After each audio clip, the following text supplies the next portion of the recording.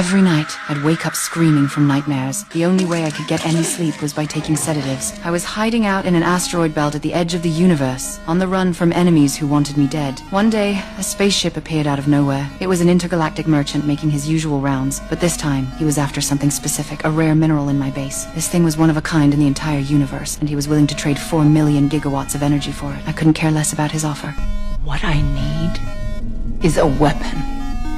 One powerful enough to destroy an orbital colony the size of, say, Kronos. Years ago, Kronos betrayed us, killed my husband, and slaughtered over 1,000 people from my clan. Revenge was the only thing keeping me alive. This squid-like merchant claimed he didn't deal in weapons. No matter how hard he tried to convince me, I wasn't budging. That's when he noticed my pet roaches. He could tell I was lonely out here in this godforsaken wasteland and needed companionship. The merchant cut off the comlink, then reconnected moments later. This time, there was a cute little creature by his side, his planet's mascot, famous across the universe as an emotional support companion. Cute. He was trying to sweeten the deal to get that mineral. But I will not trade my prize for a used alien pet. When I turned him down again, he suggested a trial period, no payment required. If I still wasn't interested when he came back in 90 days, no hard feelings, I agreed. To be honest, I was tempted. I had no idea this would be my biggest mistake. The little guy was delivered to my base right away. With its stubby legs and round, pudgy body, I fell for it instantly. I ran a full scan to make sure it was healthy and disease-free. Strangely enough, its DNA was incredibly complex, a fusion of hundreds of different species, even including human genes. It seemed odd, but I didn't dig deeper. Having the little creature around really lifted my spirits. But one day, it vanished. At the same time, I found dismembered limbs scattered around the base, all from my pet roaches. I followed the trail of carnage to a corner where I found a cocoon.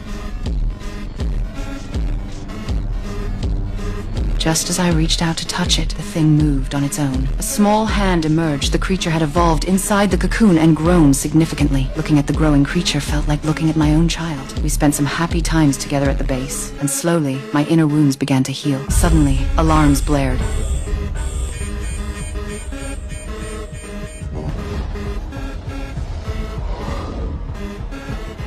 Kronos, my father's killer, had somehow tracked me down and come in person. The sight of that ugly face filled me with rage. Over the years, I'd killed him 11 times, but they were all clones. The real one had stayed alive all along. Now that he knew I was hiding at the edge of the universe, he'd come himself to finish me off for good.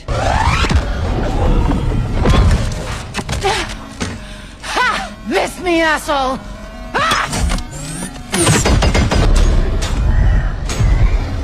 Aim for her reactor! After the reactor exploded, only one space station remained from my base. In the chaos, I fired up the backup power and launched a poison gas missile.